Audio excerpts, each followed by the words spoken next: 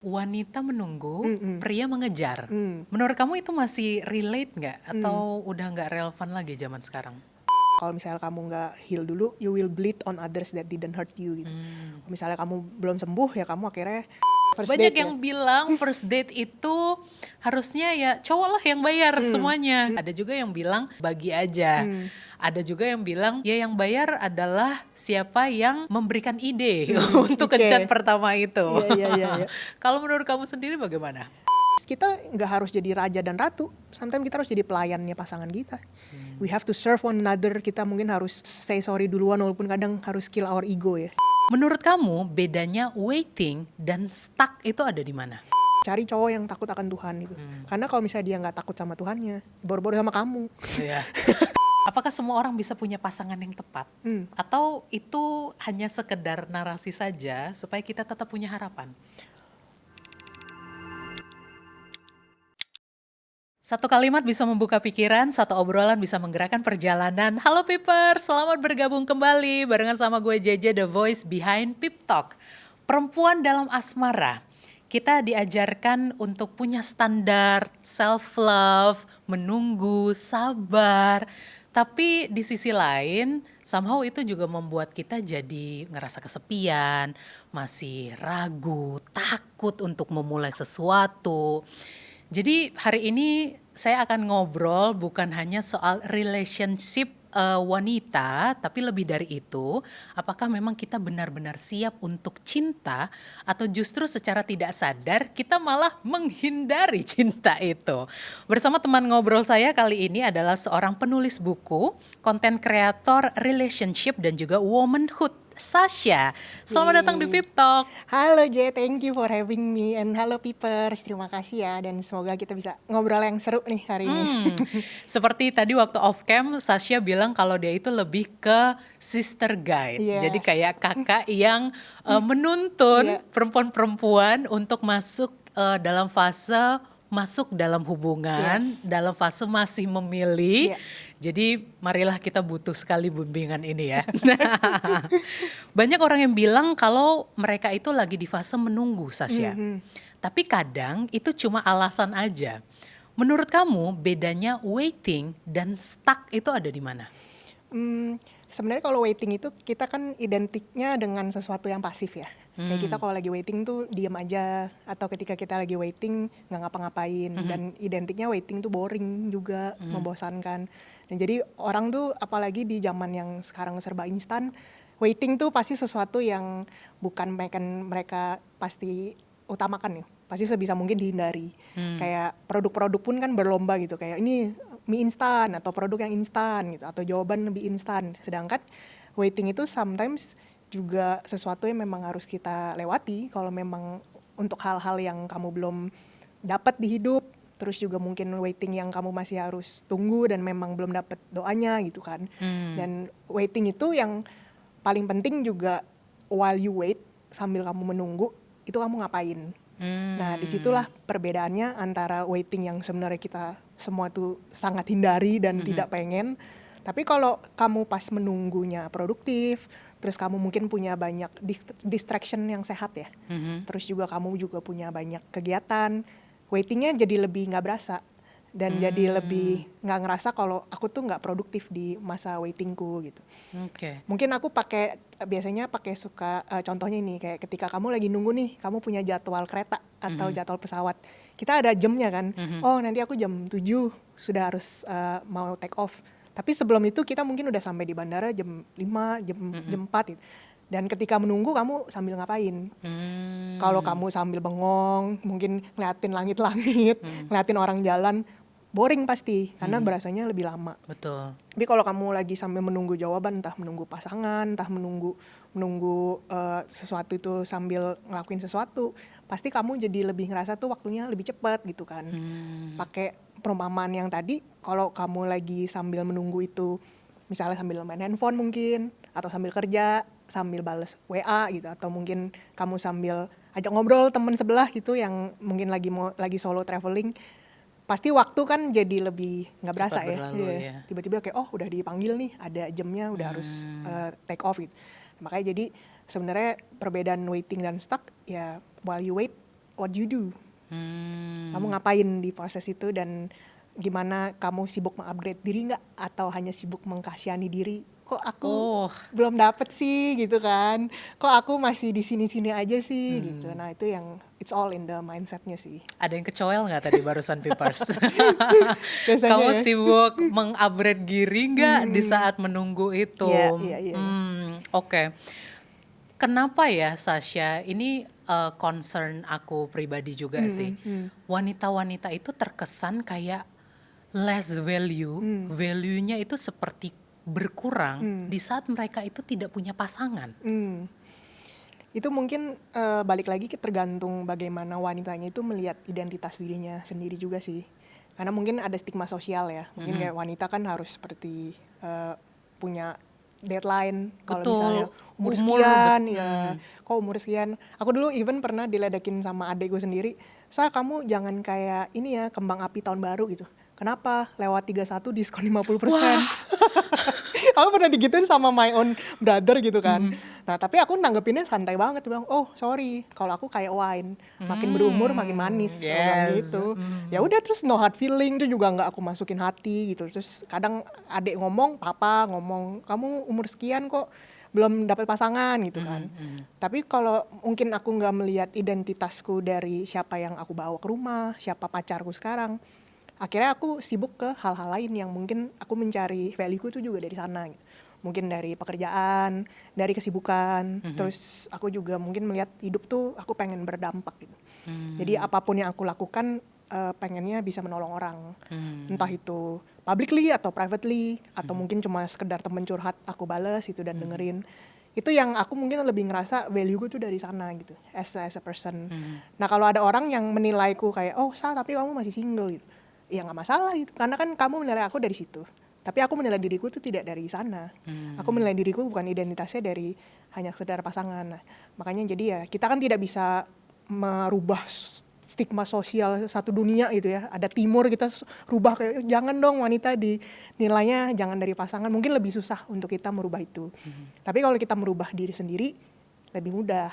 Dan kita untuk menstabilkan diri kita ketika ada tante, om yang lagi kumpul-kumpul ya, nanya, mana kok masih single gitu. Ya kita bisa respon itu dengan santai, di bawah asik aja gitu. Dan cari topik obrolan yang lain gitu. Jadi kamunya juga jangan ikutan menilai identitas diri kamu dari situ juga. Jadi ikut tenggelam. Jadi ikut tenggelam ya. Terkesan tidak adil di saat laki-laki kalau belum menikah di umur tertentu gitu, yang menurut masyarakat itu adalah umur-umur produktif gitu. Mereka mungkin kalau laki-laki, oh ya nggak apa-apa, mungkin dia nunggu sukses dulu baru nanti serius mau berumah tangga. Tapi kalau wanita kesannya tuh lebih banyak yang negatifnya gitu. Kalau menurut kamu perempuan yang bervalue itu seperti apa, Sasha? Ya banyak sih sekarang kan konten-konten yang ngajarin ya high value woman gitu kan. Terus kayak gimana jadi feminine energy woman gitu kan. Tapi kalau dari aku pribadi sih balik lagi, value itu sebenarnya bagaimana kita mau nilai ke diri sendiri. Apa yang kamu mau tonjolkan dari kelebihannya kamu. Sambil juga kamu mencintai kekurangannya diri kamu. Karena setiap orang akan punya dasar yang menjadi dia menilai identitas dirinya tuh. Mungkin ada orang yang melihat value-nya dari pekerjaan, dari how much she makes gitu kan. Pembuktian diri juga mungkin kayak, oh aku bisa berdaya nih, selain aku nanti sebagai wanita gitu, aku juga bisa ngasilin uang sendiri gitu. Terus apa-apa itu dijadikan kacamatanya dalam dia menilai orang, atau mungkin nanti dalam bergaul, mungkin dia pengennya dinilai dari si paling sukses. Atau pas lagi nyari pasangan juga dilihatnya dari income-nya siapa lebih besar gitu kan.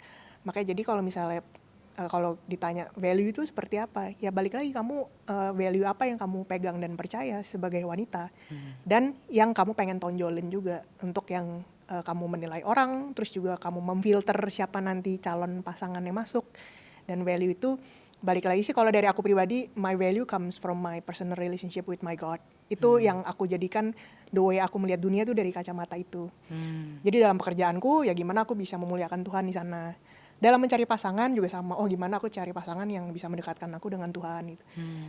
Kalau misalnya dalam mungkin lagi pelayanan, aku juga gimana aku bisa help people yang bisa get them closer to God.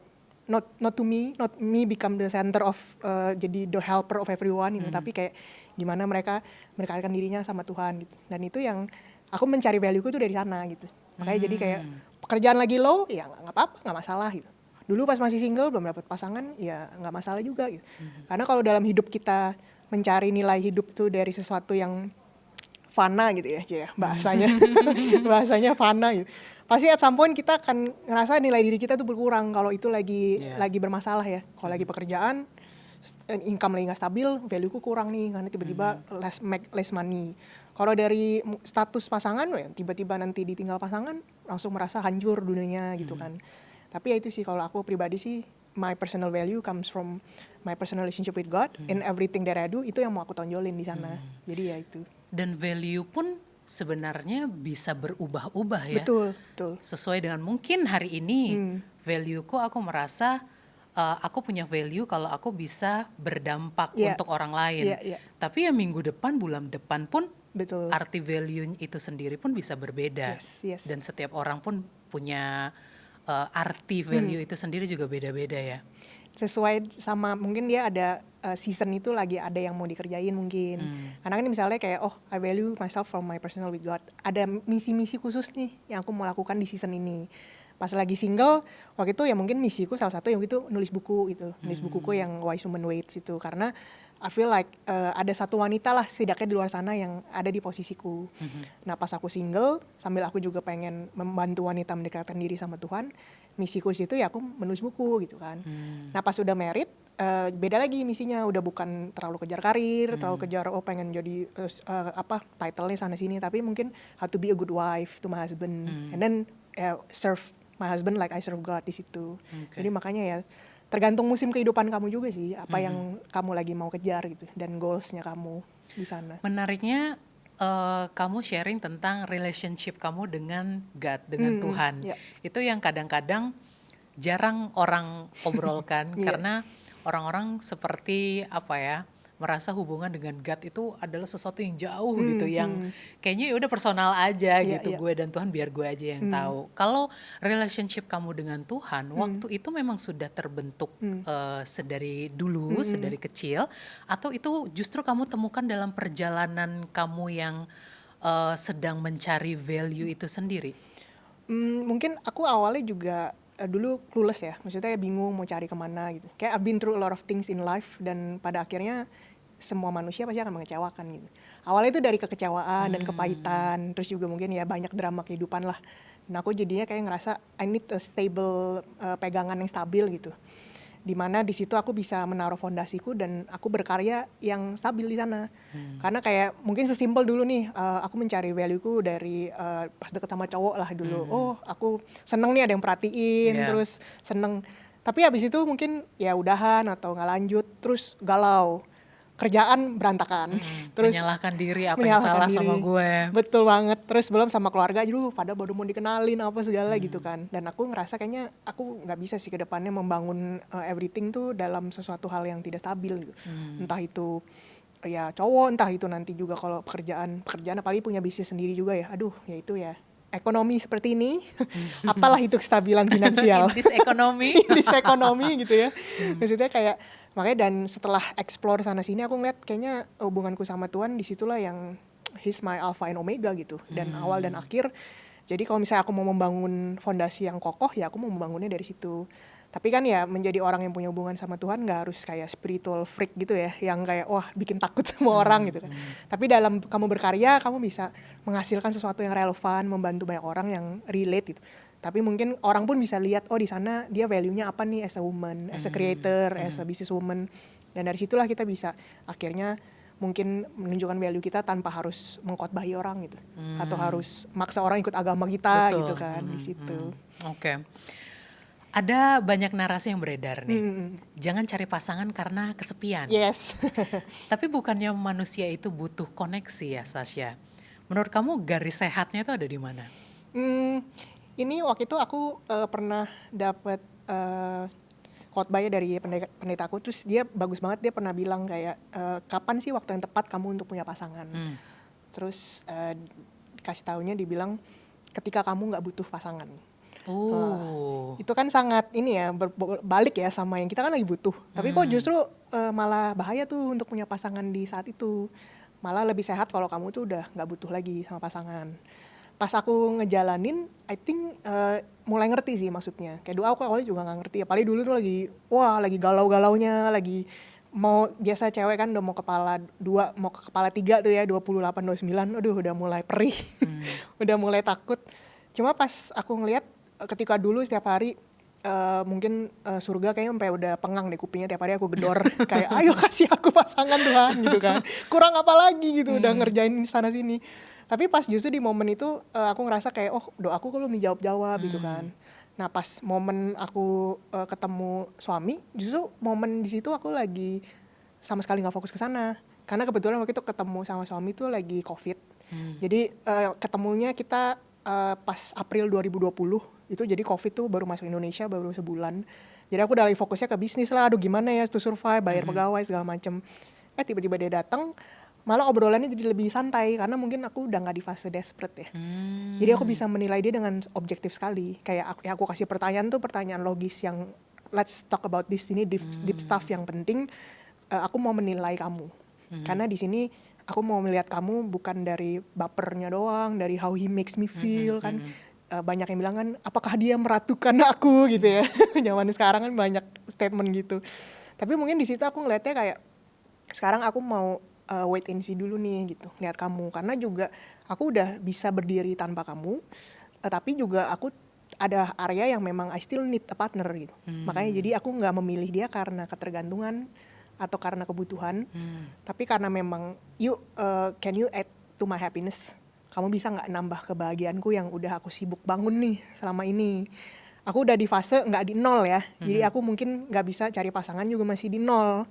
Makanya aku melihatnya kayak ada nggak value kita yang mungkin kita lihatnya bisa add to my values-nya, membawa value dari dia. Nah dari situ ngeliatnya jadi bawanya santai, nggak terlalu yang kayak takut, aduh kapan nih dia chat aku, kapan dia telepon aku gitu. Dan akhirnya dia pun pas udah kita married sempet bilang juga kayak aku pas deketin kamu tuh lumayan beda loh dari cewek-cewek lain. Dia bilang bedanya apa gitu? Bedanya kamu punya value, dia ngomong gitu. Terus kamu sebagai cowok ngeliatnya dari mana gitu kan? Dari pertanyaan yang kamu kasih, dia ngomong gitu. Pertanyaan-pertanyaan kamu, and I know when you ask that question, kamu tuh lagi mau menilai aku sebagai cowok gitu. Cuma kan aku serius sama kamu ya aku nggak masalah sih ditanyain gitu. But I respect you for having boundaries gitu as a woman. Makanya jadi aku juga jadi lebih tertantang buat ngejar kamu. Karena kayak kamu ternyata memang nggak semudah itu kasih akses ke orang. And if I want to get close to you, aku harus usaha. Dia ngomong gitu. So aku kayak, oh wow, thank you for saying that gitu. Dan maybe that's why that's what makes you the right man. Karena mungkin cowok-cowok lain nggak lihat gitu. Mungkin dia kayak nggak ngelihat maksudku dalam melakukan itu.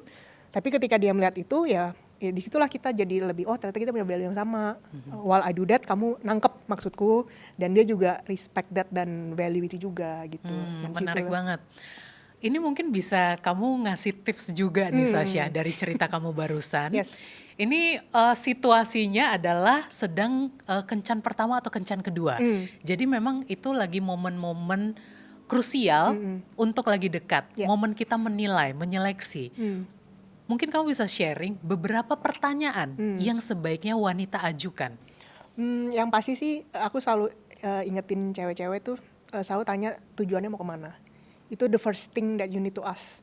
Seawal apapun, mungkin sedini apapun, beda-beda sih setiap couple ya. Ada yang mungkin setelah berapa bulan PDKT gitu.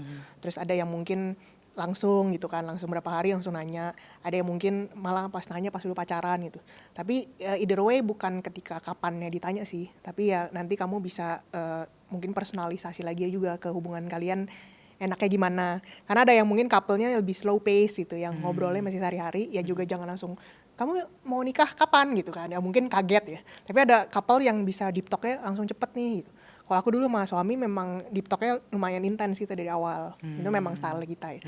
Tapi kalau misalnya hubungan yang pertama kamu nggak tahu arah tujuannya bareng apa enggak, tujuannya sama apa enggak, nanti jadi buang-buang waktu. Kayak as simple kemarin aku sempat lagi event, ada peserta acaranya nanya gitu, Kak aku udah deket sama waktu itu dia kebetulan nanya malah yang cowok gitu. Dia nanya, Kak aku udah kebetulan deket sama cewek gitu. Terus pas udah aku tembak nih udah deket berapa bulan, nggak taunya dia nggak mau menikah. Lah aku bilang, loh emang kemarin nggak diobrolin gitu kan, harusnya kalau diobrolin lebih awal mungkin lebih bagus. Jadi kan kamu nggak harus spend PDKT berapa bulan, udah invest a lot ya. Dan and same thing goes with women gitu, walaupun kamu yang dikejar mungkin atau kamu yang mungkin di pursue gitu, bukan berarti kita juga harus buang-buang waktu walaupun kamu mungkin masih ragu nih kayak aduh enak gak ya nanya ke segini, masih awal gitu kan. Justru Justru masih harus, awal iya, itu harus di ya. awal. Aku suka pakai perumpamannya gini, kayak ketika kita naik ojek online aja nih, supirnya nanya loh, Kak mau lewat A apa B gitu kan, mau lewat jalan tol apa jalan ini, nanti ada biayanya segini. Lah masa kamu di hubungan nggak tahu tujuannya mau kemana, Iya. kalah dong sama si bapak supir itu kan. Misalnya kamu nggak tahu tujuan gitu. Makanya kalau misalnya kita ke hubungan yang tujuannya nggak disamain dulu di awal, akhirnya jadi kayak kamu tuh lagi di mobil berdua, terus nggak tahu mau kemana gitu. Iya, yang satu mau ke Sudirman, Satu mau ke satu mau ke Gading, Iya. kayak wah buang-buang waktu Dia nih udah buang kita. waktu, terus belum ntar nyasar, terus akhirnya capek, akhirnya ngerasa hubungannya pusing. Iya muter-muter doang gitu kan. Nah itu makanya jadi pertama harus penting banget arah tujuannya sama apa enggak. Nah kalau itu udah sama, misal oh iya kita sama-sama mau merit, sama-sama mau punya anak misalnya, itu aja udah penting di awal ya. Karena kan ada yang mau child free sekarang, ada yang nggak mau nikah gitu. Terus belum lagi nanti dari situ ada ngerentet kayak kenapa. Nah dari situ ngaruh lah dengan family trauma segala macem. Nah itu kan akhirnya bisa jadi dalam. Tapi nanti setelah itu sih yang paling penting juga family and finance itu juga penting untuk diobrolin. Betul. Karena kalau family and finance juga one of the reason why relationship struggles. Mungkin banyak habit keluarganya yang ternyata nggak cocok. Terus banyak trauma dari papa mamanya punya pernikahan masih disimpan, akhirnya itu ngehalangin hubungannya sama pasangan. Dan dari situ ngaruh juga nanti the way papa mamanya financial di rumah gimana, ada financial trauma kebawa juga ke ekspektasi ke pasangan gitu. Jadi ya after clarifying your purpose together, terus finance and family itu juga salah satu foundation yang paling penting. Nah kalau yang lain-lainnya mungkin bisa digabung juga antara physical, emotional, and spiritual connection juga penting. Jadi kayak tertarik kan nih secara fisik kalian satu sama lain gitu. Itu kan bisa dilihat ya dari gesture masing-masing gitu. Karena ketertarikan fisik juga penting sih buat aku ya. Chemistry penting. Terus kedekatan emosional, kayak cocok nggak love language-nya. Karena kadang kalau pasangan kita bahasanya sangat beda, dan kata kuncinya bukan di perbedaan bahasanya ini doang, tapi mau nggak saling belajar bahasanya. Kayak contoh misalnya, contoh literalnya aja deh, misalnya pasangan yang beda beda ras ya, misalnya yang satu bule, satu Indo gitu, satu ngomong Inggris, satu ngomong Indonesia, nggak masalah sebenarnya bisa gitu kan. Tapi susah kalau dua-duanya nggak mau saling belajar bahasa masing-masing kan. Dan itu yang akhirnya bukan masalah perbedaan bahasanya yang menjadi mereka susah gitu, tapi nggak mau saling belajar, nggak ada yang mau saling ngertiin kamu tuh ngomong apa sih gitu kan. Nah habis itu ya of course keintiman spiritual juga penting banget. Karena buat aku kalau kita percaya misalnya kamu agamanya apa, Tuhannya apa, kan dari situ juga banyak lah values yang kamu percaya ya. Kayak kamu diajarinnya seperti apa sama agama kamu, sama keluarga kamu. Nah kalau ada values yang berbeda dari situ, itulah yang susah akhirnya ya. Jadi ya kalau misalnya ditanya, Kak kalau couple beda agama bisa nggak? Aku bilang yang susah tuh bukan title agamanya. Yang susah tuh menurutku value-value-nya yang nanti dari agamanya itu yang mungkin berbeda. Terus kalian mungkin apalagi nanti berhubungannya sama keluarga ya. Karena kan ada agama yang keluarganya ini kenceng, udah percayanya adatnya ini, si adatnya ini, nggak bisa berubah, terus ketemu yang sangat berbeda gitu. Nah itu yang akhirnya susah di sana. Makanya jadi ya spiritual values juga sangat penting sih untuk kita. Aku setuju sih. Itu mungkin juga penjabaran yang detail. Kalau mungkin kita sering mendengar dari orang tua kita bibit bebet bobot ya. Yes, exactly ya. Itu betul. Itu sangat sangat mewakili ya. Untuk dirangkum bibit bebet bobot penting banget sih. Dan dari obrolan itu juga mumpung balik lagi masih di awal, kita jadi tahu cara berkomunikasinya seperti apa, stress language-nya seperti apa. Kalau dari itu aja kita udah nggak bisa berkomunikasi, gimana nanti kalau udah married ya? Yes. Oh, oke. Terus ada juga orang-orang yang bilang, gue tuh lagi mau fokus self love dulu nih. Jadi belum mau komit, belum mau memfokuskan diri ke dalam satu hubungan gitu, Sasha. Itu beneran valid gak sih? Atau kadang jangan-jangan itu cuma salah satu cara mencari pembenaran aja? Self love topik yang lumayan lagi naik banget ya. At least the last 5 years tuh kayaknya everywhere, every Iya. content. Apalagi kalau aku bergerak di dunia women empowerment, wah semua konten masih bahasnya tentang self love gitu. Kalau self love menurut aku juga ada fasenya sih. Mungkin kalau self love juga kalau kamu lagi healing, lagi ada trauma, terus lagi ada mungkin yang kamu harus sembuhkan dulu, itu memang justru lebih baik jangan punya pasangan dulu. Karena ya nanti kalau nggak jadinya kita kan ada quotes yang bilang ya, kalau misalnya kamu nggak heal dulu, you will bleed on others that didn't hurt you gitu. Kalau misalnya kamu belum sembuh ya kamu akhirnya menaruh luka yang baru gitu, menyakiti orang yang baru, padahal bukan dia yang salah gitu kan. Nah jadi kalau misalnya self love-nya mungkin masih di fase healing, ya I think it's valid untuk kamu untuk take a step back. Malah tidak disarankan untuk langsung pacaran gitu kan. Kayak orang yang baru putus, Betul. yang baru mungkin gagal nikah gitu kan, terus langsung cari pasangan itu very very not recommended karena mungkin mostly pelarian atau rebound gitu kan. Tapi yang mesti dibedakan, self love-nya ini juga bukan berarti kamu pouring up walls gitu, atau menaruh tembok di dalam kamu punya relasi, atau jadi mengisolasi diri, terus menggeneralisasi juga nih. Cewek-cewek zaman sekarang tuh suka banget generalisasi kayak semua cowok sama aja gitu. Kayak semua cowok hari gini suka selingkuh gitu kan, atau cowok balas semua cewek hari gini matre gitu kan. Nah kayak gitu juga bahaya juga untuk kita punya ketakutan yang mungkin kamu disakitin nih sama beberapa cowok nih, tapi ngeliat cowok langsung dari kacamata pahit semuanya gitu. Dan akhirnya kamu membatasi, udahlah aku memang ditakdirkan untuk mungkin tidak menikah gitu kan. Padahal sebenarnya kamu lagi putting up walls aja, temboknya lagi kamu bangun. Dan kalau kamu lagi begitu ya sebenarnya kita mau teriak-teriak ke Tuhan minta jodoh, ya kita yang cancel jodohnya sendiri akhirnya. Karena jadinya kamu pasti kan kalau ngobrol sama orang tuh orang bisa detect loh kamu tuh lagi jaga jarak, atau lagi mungkin punya tembok yang tinggi, atau kamu juga lagi kayak ogah-ogahan gitu ya. Itu kan jadi level of attraction kamu di mata lawan jenis juga pasti kan kelihatan lah bedanya sama orang yang memang warm, friendly, open gitu kan. Nah makanya jadi kalau misalnya lagi fase self love itu yang harus kita juga lihat lagi, kayak ini memang aku lagi fase menyembuhkan diri, membangun diri, dan dijaga jangan sampai ini untuk aku memproteksi diri yang berlebihan karena rasa takut, trauma, terus menyamaratakan semua orang dengan kacamata pahit gitu. Nah di situ sih yang mungkin bedanya lagi, karena self love juga bisa kalau terlalu too much jadi selfish, Betul. self-centered.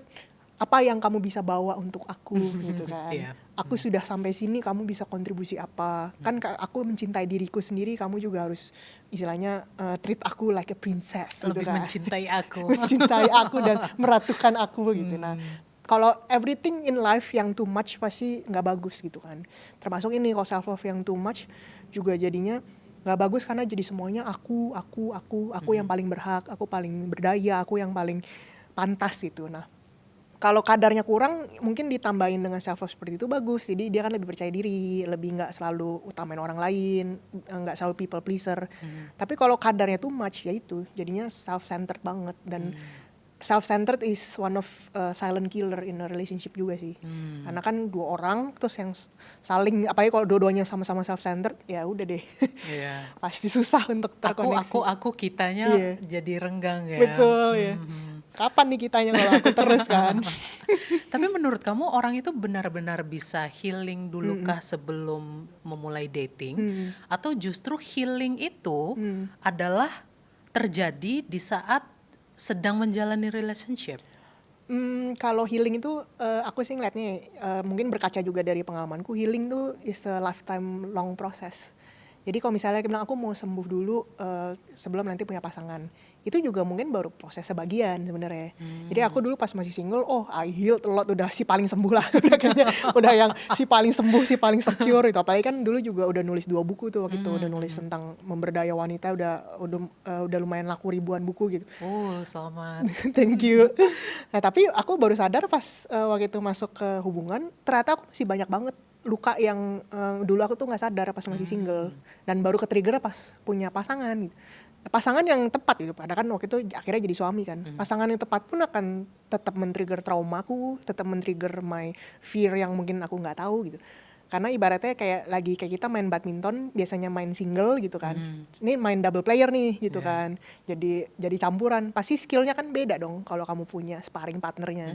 Nah jadi kayak But when I look back, pas aku lagi masa penantianku dan aku healing itu udah pol-polan gitu, udah mentok gitu. Apa yang aku lakukan itu udah healingnya udah aku sangat mengusahakan itu.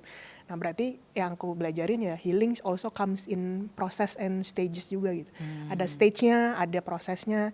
Jadi makanya kalau pas lagi single ya single sebisanya, healing sebisanya kamu pas masih single. Nanti pas punya pasangan jangan kaget kalau kamu harus healing lagi. Terus nanti pas nikah beda lagi healingnya. Oh ternyata ada healing lagi tentang keluarga, tentang mertua, tentang ipar gitu kan. Makanya jadi di setiap musimnya kamu yang penting jangan berhenti untuk mengusahakan kesembuhannya itu. Tapi ya harus terus diusahakan sih di setiap musim yang berbeda itu. Kata-kata healing ini kan terdengar dekat sekali ya, Sasha. Orang-orang, ya apalagi seperti yang kamu bilang, beberapa tahun ke belakang tuh kan lagi, wow, ramai nyaring banget gitu. Orang-orang ngomong soal self love, soal healing gitu.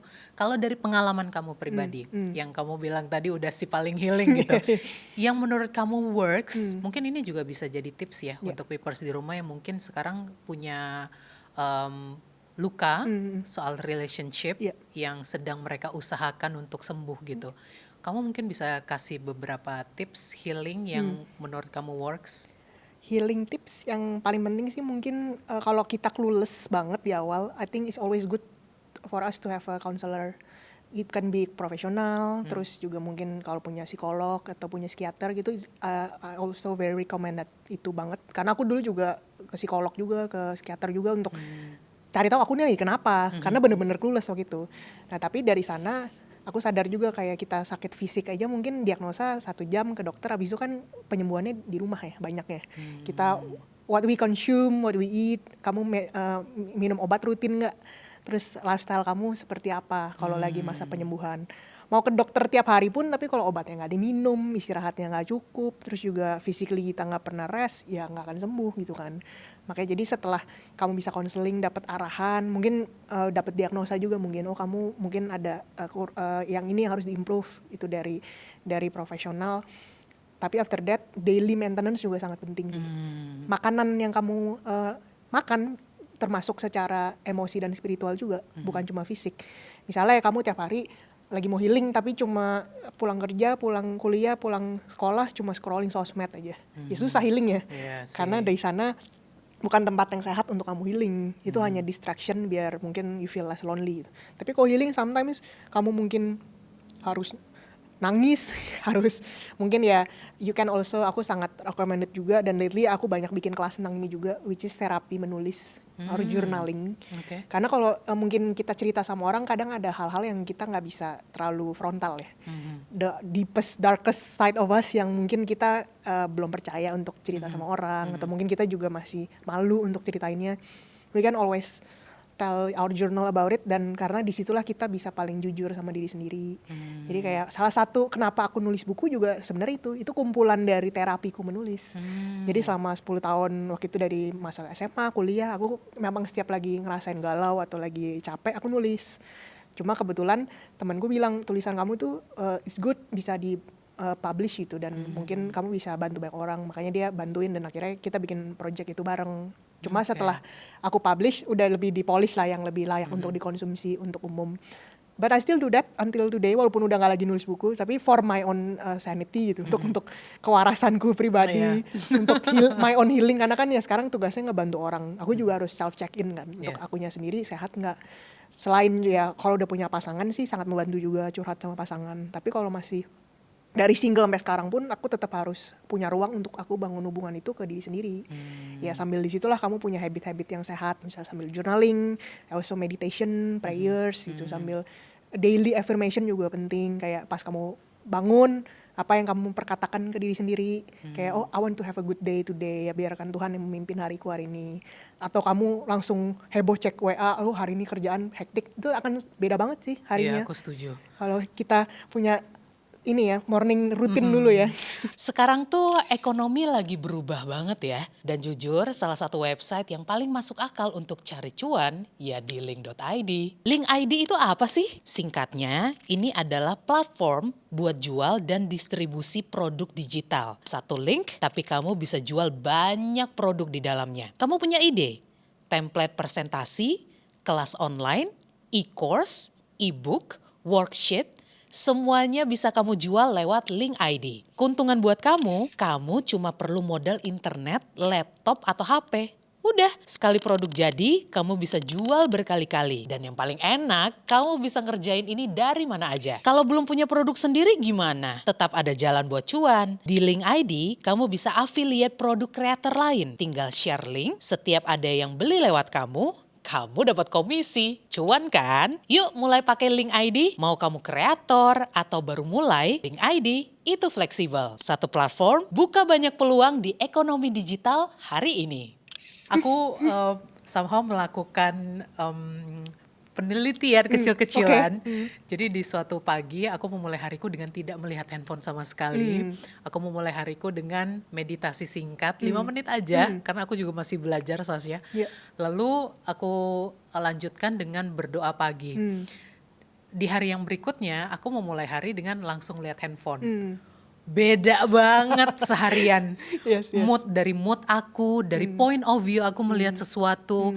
Padahal mungkin tujuan destiny yang akan aku tuju di hari kemarin dan hari ini tuh sama, tapi cara aku menikmati perjalananku kemarin dan hari ini tuh juga berbeda gitu. Iya, pasti sih. Kayak mungkin kalau kita meditation dulu jadi udah lebih siap ya, karena otak kita kan udah mulai dibangunin pelan-pelan gitu. Kalau lihat handphone kan kayak dibanguninnya disentak gitu. Ayo bangun. Iya. Kalau ibu-ibu zaman dulu mungkin disiram. Iya, disiram, kaget kan pasti kan gitu. Apalagi mungkin sinarnya handphone gitu. Terus belum kalau di WA kan banyak yang mentally draining juga, misalnya kerjaan, deadline, atau ada orang apa, ada Belum kabar lagi apa. perbandingan, Yes. kita ngelihat postingan orang pagi-pagi dia Aduh. udah kesini, dia udah melakukan ini kayak Itu not recommended sih buka sosmed pas the first thing you do ya. Pas bangun itu aduh, pas udah siap aja berbuka. banget sih. Sama sekarang tuh dating cepet banget ya, Sasha. Yes. Cepet banget. Swipe, lalu chat, lalu ketemu gitu. Di tengah semua kecepatan ini, konsep waiting, menunggu, itu masih relevan gak sih? Very much sih misalnya. Karena juga kalau kebetulan ngomongin itu kan berarti online dating ya. Kalau online dating aku kebetulan juga alumni online dating. So I met my husband di online dating, dan by that time juga aku juga udah nulis buku tentang waiting ini, dan I still practice that. Karena justru kalau misalnya kita online dating itu kamu harus lebih kuat sih filternya. Karena kan everyone is replaceable ya, just one swipe away. Nah kalau kamu nggak punya filter itu karena di masa penantian kamu sudah belajar, punya standar, punya list lah gitu untuk as your guide. Nanti pas ketemu orang, jadi kayak semua rasa kita cobain gitu. Kayak semua yang masuk ke inbox kamu, yang entah dari semua beda latar background, kamu nggak tahu kan apa yang kamu cari. Nah kalau kita during on our waiting, yang while you wait kamu udah jelas nih, kamu tahu maunya apa setelah kamu upgrade diri, kamu belajar, terus juga kamu mungkin dari pengalaman hidup ya, kamu tahu apa yang kamu cari. Filternya jadi lebih ketat. Jadi kayak aku mungkin udah tahu nih aku nggak suka sama cowok yang tipe gini, atau yang cowok juga aku nggak suka sama tipe wanita yang seperti ini. Jadi pas ada tipe yang seperti itu, chat kamu ya nggak usah direspon dengan terlalu dalam gitu, cukup sampai pertemanan aja gitu. Nah kalau misalnya kita nggak punya filter itu, pasti kita jadi lebih rentan juga, entah sama ya love scammers, terus juga sama orang yang mau mungkin ada maksud terselubung. Kan kita nggak pernah tahu kalau strangers online we met itu baik apa enggak kan. Nah kalau pas kamu nggak pernah ngelatih diri kamu untuk bersabar, memproses pas lagi waiting, akhirnya ya pasti jadi lebih rentan aja sih pas lagi online dating itu. Karena dengan options yang makin limitless ya kalau di online dating. Lalu bagaimana dengan konsep wanita menunggu, pria mengejar?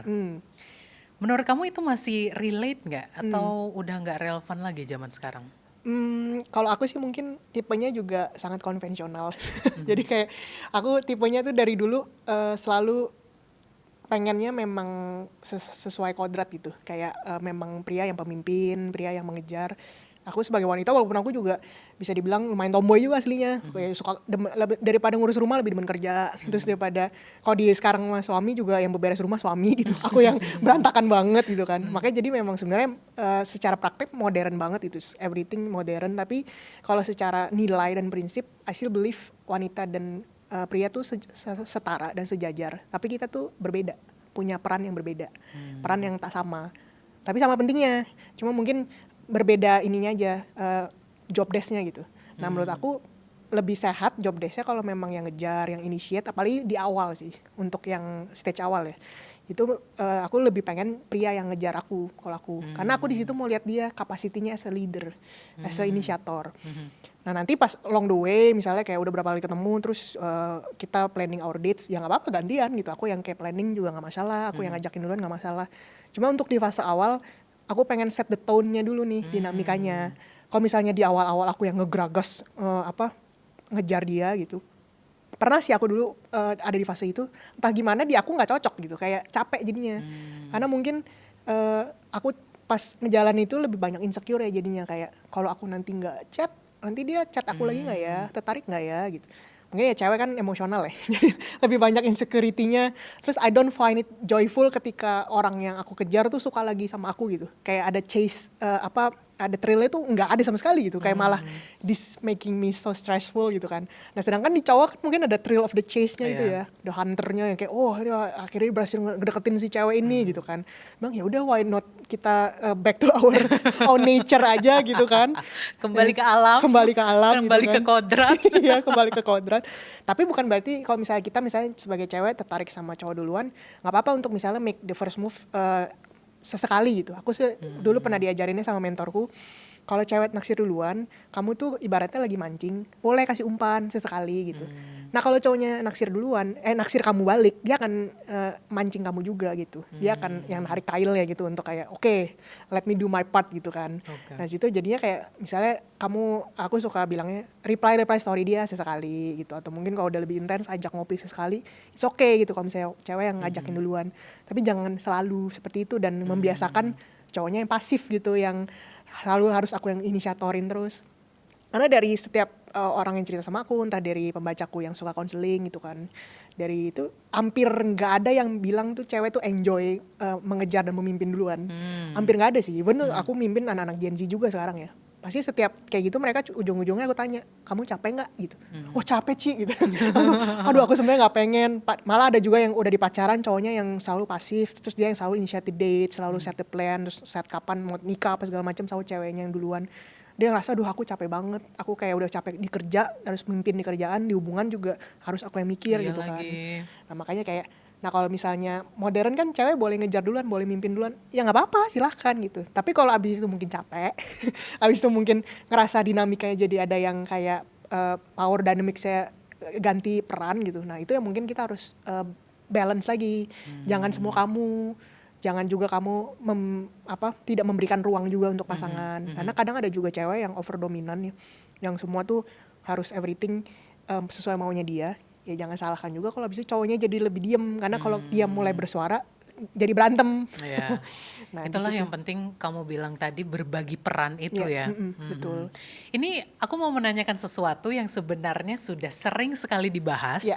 Tapi sampai sekarang masih seru nih Sasha. Okay. Mengenai kencan pertama. First banyak date yang bilang first date itu harusnya ya cowok lah yang bayar semuanya. Karena kan ya dia harusnya yang membiayai gitu. Ada juga yang bilang ya karena masih first date, kita kan masih saling mencari tahu nih satu sama lain. Ya udah kita bagi aja. Ada juga yang bilang ya yang bayar adalah siapa yang memberikan ide untuk kencan pertama itu. Iya. Kalau menurut kamu sendiri bagaimana? Kalau first date ya, ini specifically first date sih. Karena kalau udah pacaran, udah dating berkali-kali pasti ada perbedaannya. Karena kan bayarinnya udah jauh lebih sering gitu. Kalau first date for me, I think aku penganut siapa yang ngundang, siapa yang bayar sih. Itu yang aku mungkin lebih ke sekte itu. Karena biasanya tuh aku sempat bikin polling tentang ini. Aku pernah taruh di komunitasku gitu, ke komunitas pembacaku. Kayak aku mau nanya dong ladies gitu, kayak buat kalian first date tuh pengennya siapa yang bayar. Dan ternyata jawabannya sangat beragam. Jadi aku ngeliat memang ini bukan sesuatu yang jadi value atau truth yang saklek gitu. Karena kan ini personal preference jadinya. Nah first date, first bill itu biasanya sih ada cewek-cewek mungkin tipenya yang kayak aku nih, yang pengennya sih siapa yang undang, siapa yang bayar. Jadi kalaupun misalnya ceweknya yang undang duluan, terus dia yang ngajak duluan, ya nggak masalah juga misalnya dia yang bayar gitu. Tapi ya pasti sih sebenarnya kita kalau sebagai cewek ya, lebih appreciate juga kalau cowoknya tuh yang inisiatornya, yang kayak Ya, temen gue pernah bilang, kita sebagai cewek do the dance aja. Dance gimana, kayak ngambil dompet. Kayak berapa gitu kan. Terus kayak cowok nggak usah gitu. Nah, tapi at least as a woman we show the initiation kalau aku tuh juga bisa kontribusi. Tapi I appreciate if you as a man mau cover ini semua gitu. Jadi kan lebih respectful untuk berdua ya. Cowoknya juga mungkin lebih respect kalau ceweknya juga ternyata mau bantu gitu. Makanya jadi mungkin ambil jalur tengah lah.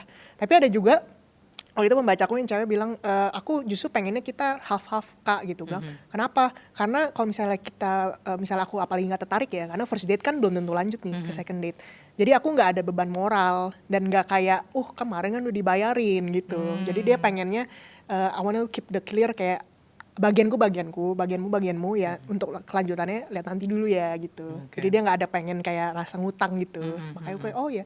Terus ada juga ya tipenya yang gak masalah juga, kemarin aku ketemu sama pembacaku tuh di luar negeri. Dia orang Indo tapi tinggal di Jerman. Dia semuanya even mau married, mau rumah, semua 50-50 gitu. Makanya kalau kayak gini kan sangat cultural banget ya. Terus juga nggak ada truth yang memang semua orang harus ikutin, tergantung dari personal preference kamu. Yang penting dari situ kamu nunjukin, ketemu tuh tipe orang mana yang sesuai sama value kamu juga secara financially sih. Karena kalau kamu memang financial value-nya aku pengen cowok full yang provide, ya carilah pasangan yang memang cowoknya mau full provide. Tapi kalau kamu memang value-nya nggak apa-apa, aku sebagai as a woman mau kontribusi, ya nggak apa-apa juga kalau nanti ketemu cowok yang kalian bayar masing-masing gitu. Makanya jadi ya fleksibel aja. Peepers mungkin bisa cerita ya ke kita pengalaman kencan pertama terburuk kamu. Boleh sharing ke kita ya. Itu selalu menarik sih dengar ceritanya gitu kan. Oke, menurut kamu Sasha, seberapa besar sih pengaruh keluarga atau relationship ke orang tua dengan cara kita memilih pasangan? Sangat berpengaruh banget. Itu yang mungkin aku suka sering bilang tuh ke pasangan, apalagi yang mungkin udah mau masuk ke pernikahan ya. Mereka tuh nggak sadar pas awal pacaran ternyata tuh peran keluarga penting banget. Jadi baru kaget pas udah lagi mau prepare marriage, terus yang apalagi udah wedding vendors dilibatkan, kan keluarga harus dilibatkan ya. Aku suka jadi ingetin ke teman-teman yang masih single atau yang masih lagi early dating, sebelum kamu langsung memilih nih dia menjadi calon suami kamu, jangan lupa untuk lihat background keluarganya juga ya gitu. Karena background keluarga kan sangat menentukan personal value-nya dia juga as a man, atau yang sebagai cowok juga as a woman. Nah, ada yang mungkin kalau background keluarganya dia anak mami banget, yang sangat orang tuanya harus sangat terlibat, yang sangat mengkontrol, ya kamu harus bisa terima itu. Nggak bisa kita langsung masuk ke keluarga terus merubah semua stagnan hierarki keluarga yang papa mamanya sudah bangun puluhan tahun gitu kan. Hanya karena menikah sama kita terus dirubah semua karena nggak sesuai sama value kamu gitu kan. Nah pas background keluarganya jangan lupa untuk kenalan sama keluarga. Even kalau lagi PDKT pun kalau yang cowok I think it gonna be good kamu show the initiation untuk kayak pas jemput gitu. Minta kenalan gitu sama orang tuanya kayak om aku mau ajak anak om gitu kan. Ini kasih tips dikit ya buat cowok-cowok gitu. For us ladies apalagi yang cewek-cewek Indo yang budaya timur itu masih sangat melihat papa kita kan sebagai, apalagi kalau papanya yang very leader of the family gitu. Itu pasti akan sangat penting untuk kita dapat approval papa lah minimal dari yang cowok. Kalau misalnya kamu udah dapat approval orang tua, pasti kedepannya biasanya jadi lebih lancar gitu.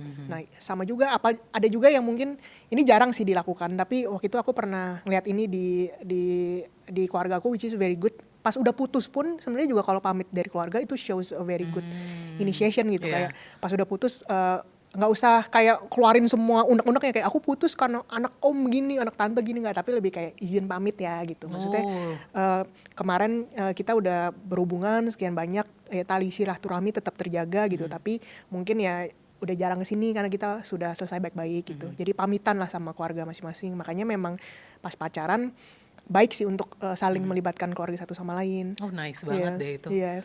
Karena itu jarang sekali dilakukan. Iya. Jadi pada saat ada orang yang melakukan itu, value-nya pun jadi naik ya Sasha. Yes. Terlihat sopan, Betul. terlihat bertanggung jawab. Betul. Iya, karena kan ya kecuali kalau mungkin kamu tinggalnya di luar gitu, di budaya barat. Orang tua kan ya kadang anaknya umur 18 sudah keluar rumah gitu kan. Karena ada temenku yang aku nanya, gimana peran keluarga mertua kamu? Dia tinggalnya di Amerika, dia bilang nggak terlalu involve sih, beda culture di sini gitu. Maksudnya kalau di sana tuh keluarganya bule gitu ya, kayak ya kamu aku gitu. Jadi dalam pernikahan nggak terlalu dirempongin lah gitu, diribetin. Nah cuma kan kita mungkin buat yang budaya timur ya, even sampai masih negara-negara ASEAN gitu kan juga kalau nonton Dracin tuh kan suka ada ya mami-mami yang tiba-tiba kasih bayar 50 juta atau berapa ke anaknya gitu. Oke, oh iya maksudnya secara keluarga gitu kan masih sangat terlibat gitu. Makanya jadi kalau kita masih dating Asian lah, at least itu kamu masih sangat penting untuk involve keluarga satu sama lain.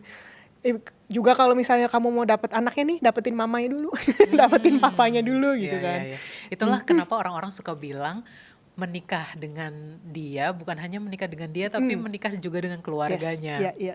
Pernikahan itu pada akhirnya bukan persatuan antara kamu dan pasangan doang, tapi persatuan dengan dua keluarga besar. Dan aku selalu punya value, aku sama suami sih kebetulan kita value-nya sama. Kalau nikah itu harus dengan restu yang penuh dari kedua orang tua. Karena kalau restunya lancar, amin berkat tuh juga lancar gitu. Karena kalau aku ngeliatin juga sih prakteknya, misalnya kita restu nggak lancar nih pas sudah masuk ke pernikahan, sering berantem sama mertua lah, sama ipar, sama suami jadi ikut cekcokan mungkin. Mama kamu tuh giniin aku, kamu kok nggak bela? Lah suaminya bingung, bela istri apa bela ibu? Dua-duanya penting dalam hidup dia. Dan memang aku pribadi aku nggak pernah pengen suamiku tuh memilih antara aku dan ibunya. Karena kita punya role yang berbeda. Aku sebagai pasangan, dia sebagai orang tua gitu. Nah aku pengennya dia sebagai suami tahu role-nya masing-masing, tahu kapan say no to her mom, tahu kapan say no to ke aku gitu. Jadi memang dia yang harus jadi jembatannya yang bagus lah antara kita berdua. Demikian pula juga aku, misalnya aku tahu nih kalau omongan papaku mungkin bisa menyinggung suami, karena cowok sama cowok ego. Nah aku harus jadi translator yang baik keduanya. Bilang, "Pa, suamiku gini maksudnya," gitu. Atau ke suami, "Yang ini si papi maksudnya gini," gitu. Jadi kayak sebisa mungkin memang kalau hubungannya baik itu akan sangat mudah jadinya. Jadi kayak malah kalau yang hubungannya sehat ya, yang aku juga ya kebetulan alamin gitu. Kalau hubungan yang sehat itu justru keluarganya pasangan kamu juga bisa bantu healing proses kamu.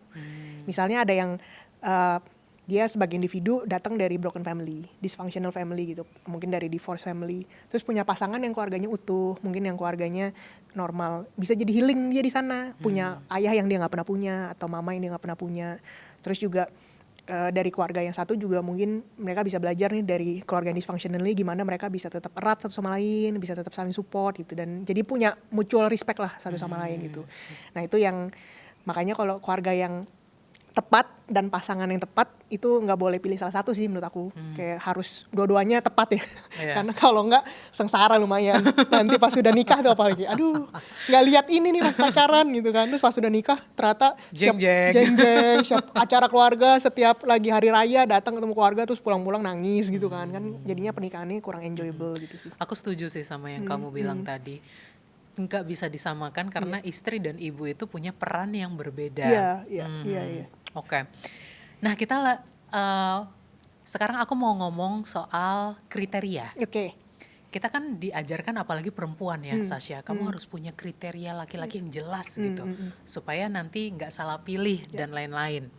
Kriteria itu sendiri sebenarnya melindungi kita, atau justru bisa jadi tembok yang buat kita susah untuk connect keluar. Actually it can be both sih dari prakteknya ya kalau yang aku lihat. Jadi awalnya baik mungkin standar yang kita pilih, batasan yang kita pilih. Nah tapi ini tergantung kamu pakai standar siapa.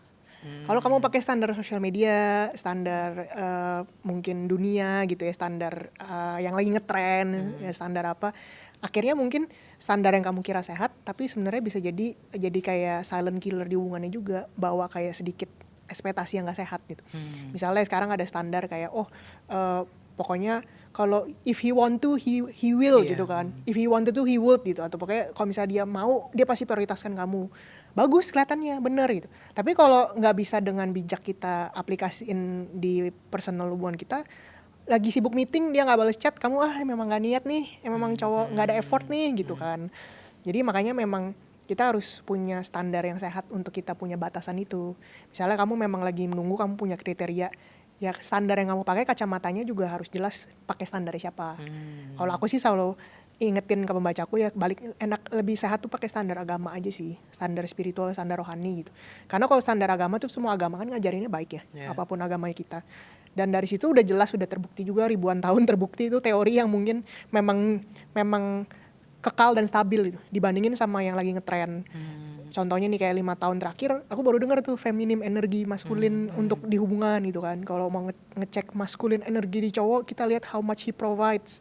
Feminine energi harus lebih take back, step back and pasif gitu kan.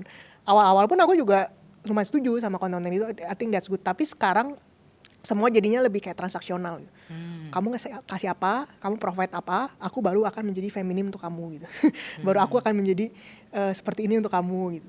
Nah kalau misalnya kita pakai standar itu dan kita nggak pakai kebijaksanaan di sana, akhirnya jadi kayak bumerang untuk kita sih.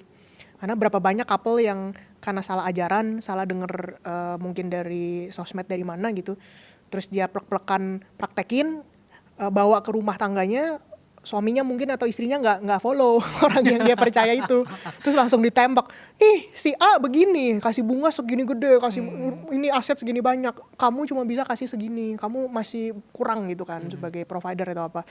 Lah yang pasangannya tiba-tiba pasti ngerasa diserang dong, dan ngerasa nggak dihormatin juga, nggak dihargain, padahal dia udah setengah mati kerja segala macam masih nggak dianggap. Akhirnya pelan-pelan pasti itu jadi bawa racun ke hubungannya, dibawa dari orang yang berekspektasinya tidak pada tempatnya, and expectation kills, realitanya juga nggak sebanding. Padahal mungkin kalau dia tidak melihat konten-konten yang standarnya itu, dia nggak punya ekspektasi itu, baik-baik aja tadinya, sehat-sehat aja gitu kan. Makanya jadi ya bisa banget jadi bumerang untuk kita dan jadi tembok buat kita kalau kamu salah menaruh standarnya gitu. Makanya make sure you have a good foundation to have a standard sih. Oke, aku setuju. Lalu tentang konsep, ya banyak banget lah yang bilang Sasha, the right person, he is the right person, she is the right person. Itu beneran real gak sih? Atau sebenarnya kita yang harus belajar menerima orang yang gak sempurna? That's a very good question. Kan how to we find the right person tuh ada atau diciptakan ya. Kalau aku sih mungkin aku prinsipnya gini, sebelum aku waktu itu mencari pria yang tepat, aku harus menjadi dulu wanita yang tepat. Nah the right personnya itu starts with me. Kalau aku udah jadi the right woman, pasti aku akan lebih attract the right man juga in my life. Karena kalau misalnya aku dulu standarnya masih, oh siapalah, asal dia lawan jenis lah gitu. Akhirnya semua cowok yang masuk ke inbox tak balesin nih gitu kan. Tapi kalau standar gue jadi semakin naik gitu. Oh aku harus cowok yang mungkin tanggung jawab, yang punya pekerjaan, yang mungkin punya visi hidup. Ke filter lagi tuh yang aku pas lihat obrolan gak nyambung udah. Jadi kan standarnya jadi lebih naik gitu kan. Nah aku bertumbuh lagi as a woman, belajar lagi, upgrade diri lagi. Akhirnya jadi punya pengetahuan baru kayak oh aku juga mau cari pasangan yang mau belajar karena aku belajar juga tentang diriku sendiri. Jadi aku pengen dia punya mindset yang sama. Naik lagi standarnya gitu kan. Makanya jadi as you grow, as you learn, as you heal, pasti standar kamu tentang the right person bakal berbeda banget. Pas sebelum kamu pakai kacamata pahit, trauma, belum ada yang trauma bonding ya. Jadi ada orang yang mungkin ada pasangan yang ketemu pas kamu lagi puruk-puruknya, lagi itunya nemenin dari nol, terus akhirnya pas lagi grow berpisah karena mungkin udah outgrow one another. Nah itu yang makanya pentingnya untuk kita terus menjadi the right person juga as a individu, dan pasangan kamu melakukan hal yang sama, jadi dua-duanya saling bertumbuh gitu. Nah kalau misalnya dua-duanya itu nggak dilakukan, pasti at some point you will outgrow your partner. Dan aku pernah denger quotes actually gini, dan actually bener juga sih, kayak at the end you will always marry the wrong person. Oh maksudnya apa tuh? Padahal kan kita kepengennya cari the right person kan. Nah pas kamu menikah tuh pasti ada fase, apalagi di 1-2 tahun di awal ya, fase adjustment, fase kamu menyesuaikan satu sama lain. Di situ kaget deh kita, who did I marry? kok dia begini gitu kan? Karena pasti dia baru keluar baggage-nya di situ, mungkin banyak sesuatu yang baru yang kita ternyata baru find out tentang dia gitu. Akhirnya pasti ada fase kita mikir dia orang yang salah nih, karena aku nggak lihat ini pas masih pacaran. Nah makanya jadi kita memang tidak akan pernah ketemu orang yang sesuai 100% sama ekspektasi kita gitu. Tapi kalau sekali langsung ada kekurangan, langsung kita judge, dia gak tepat nih, dia orang yang wrong person nih, ya akhirnya ya we will never find the right person gitu. Makanya jadi ya yang penting sih untuk cari the right person, we will have to always grow and learn and become better. Nanti the right personnya kamu lah cari orang yang mau grow bareng. Dari yang tadinya mungkin gak cocok bisa jadi cocok kalau dua-duanya saling growing, saling mengusahakan, saling kita tuh pasti punya toxic trait masing-masing ya. Aku mungkin kelemahannya ini, suami juga gitu. Nah kita yang saling evaluasi gitu. Aku sama suami tuh punya habit, dia suka ketawain sih suka aku gini, tapi dia malah lately suka minta gitu. Aku tuh setiap akhir tahun, setiap 2020, kemarin akhir tahun 2024, 2005, aku review pernikahan kita. Oh ya? Aku suka bilang, tahun ini performance kamu as a husband berapa gitu. Dia bilang, 9 gitu, ada satunya kurang, kenapa? Kurang ini gitu. Terus nanti tahun depan kalau semuanya udah bagus, 10 dari 10 gitu kan. Seru banget. Terus aku nanya, aku berapa reviewnya gitu kan. Nah terus actually ini lucu-lucuan aja sih, dia malah kayak, kok aku di review emangnya aku barang gitu kan. Tapi pas lucunya tuh dia beberapa hari kepikiran gitu. Terus dia suka bercanda-bercanda, misalnya kayak aku minta tolong, dia langsung sigap gitu kan. Terus dia bilang, iya soalnya mau biar akhir tahun reviewnya bagus. Dia bilang gitu. Cuma di situ yang aku seneng, mungkin karena mindsetnya sama-sama suka grow ya, makanya pas dikasih feedback, dikasih review gitu, malah seneng. Malah kayak, I have to keep this up. Aku harus keep the good rate gitu. Bukan malah defense ya? Iya, bukan malah kok apa emang kamu review aku begini emang kamu udah si paling perfect gitu kan. Kalau ada yang malah defensif gitu kan malah susah kan. Nah itu yang aku actually senengnya di awal, makanya sama suami itu kita dari awal selalu grow itu karena memang punya sesuatu, dua-duanya tuh sama-sama suka belajar. Makanya jadi kayak dulu mungkin gak cocok, sekarang bisa jadi cocok. Terus yang dulu masih kesel nih sebenarnya dia nggak suka, dia ngelakuin ini, habitnya masih ada. Namanya juga orang punya kekurangan kan nggak mungkin benar-benar hilang ya. Tapi penerimaannya yang udah lebih grow. Kita punya acceptance, grace, patience, sabarnya juga. Jadi kayak udah nggak terlalu ganggu kalau kamu udah mau mencoba belajar mengerti gitu. Mungkin ini juga definisi orang-orang suka bilang teman hidup ya. Iya, iya. Karena kalian di sepanjang perjalanan pernikahan ini, that's why juga banyak orang bilang kalau membuka lembaran baru setelah menikah, itulah dia. Bagaimana kalian bertumbuh sebagai couple. Yes, yes sih. Karena nanti aku ngeliatnya gini sih, kita mungkin pacaran kayak aku kemarin di umur 29 ya. Terus kita planning ya sampai hidup seumur semati ya 70, 80 sampai Tuhan memanggil. Nggak mungkin aku jadi pribadi yang sama terus dong. Dan kan banyak orang bilang, yuk kamu nggak orang yang sama pas aku nikahi gitu kan. Lah ya nggak akan pernah sama. Bodyku gak akan pernah sama, body gadis pas nanti umur 50-60 udah pernah lahir punya anak gitu kan. Suami juga nggak orang yang sama pas aku nikahin dia, dan I will never marry the same version of my husband gitu, dan dia juga gak akan pernah nikahin wanita yang sama, dan kalau kita terus sama malah bahaya. Karena masa kamu di umur 50 mindsetnya kayak umur 20 kan nggak mungkin kan. Makanya jadi ya jangan selalu pengen semua tuh sama gitu. Ada orang kayak pas pacaran dia jemput aku, pas udah nikah sekarang pulang malam ditanya-nanya enggak gitu kan, atau mungkin pas udah nikah cuek gitu kan. Ya makanya harus adaptasi pas nikah, jangan pakai standarnya pas pacaran terus itu yang disodorin terus gitu. Karena pas nikah mungkin bentuk affectionnya kan harus berubah. Betul. Bentuk love language-nya harus berubah gitu. Oke. Konten-konten kamu mungkin Peepers juga bisa lihat di sosial medianya Sasha, itu kan cukup kuat di faith. Yes. Percaya gitu. Tapi realita dating sekarang kan chaos banget ya, Sasha. Gimana cara kamu menjembatani antara kepercayaan ini dengan realita supaya nggak jadinya denial gitu? Right. Aku selalu pakai perumpamaan ini sih, kalau misalnya lagi nasihatin cewek-cewek yang suka agak halu ya. Karena beberapa cewek nih suka agak halu nih, dia kayak entah dalam lagi doain pasangan atau mungkin lagi atau enggak juga yang terlalu realistis juga, ada juga yang kayak gitu yang udah mulai agak pesimis gitu kan. Jadi kadang kan tergantung, kalau yang sehat sih harusnya jalan bareng ya. Jadi kayak kamu punya harapan tapi kamu juga realistis. Nah kalau aku pakai perumpamannya tuh, God is a supernatural God. Jadi let him do the super and you do the natural. Contohnya nih, supernya mungkin kayak ya ketemuin kamu, terus ya restu keluarga, terus kayak pas lagi nikah semua everything going well. Nah itu kan mungkin biarkan Tuhan yang mengatur. Tapi kalau naturalnya ya kamu harus upgrade diri.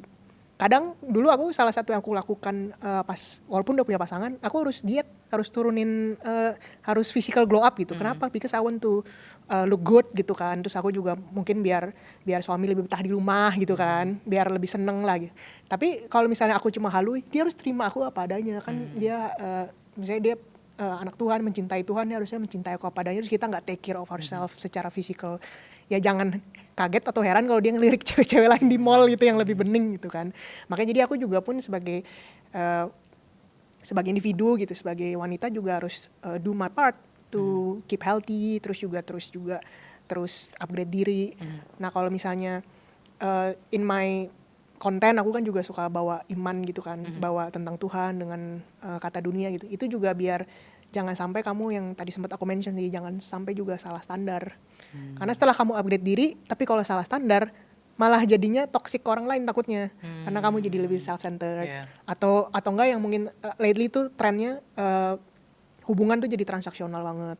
Jadi kayak everything is about providing dan tentang semuanya tuh tentang apa yang bisa kamu kasih gitu kan, apa yang bisa kamu provide gitu. Dan kalau pasanganku ngelakuin ini baru aku mau begini, kalau pasanganku nggak ngelakuin gini, kalau dia nggak gerak gini aku nggak mau gitu kan. Jadi semuanya tuh harus kayak everything tuh transaksional banget kan.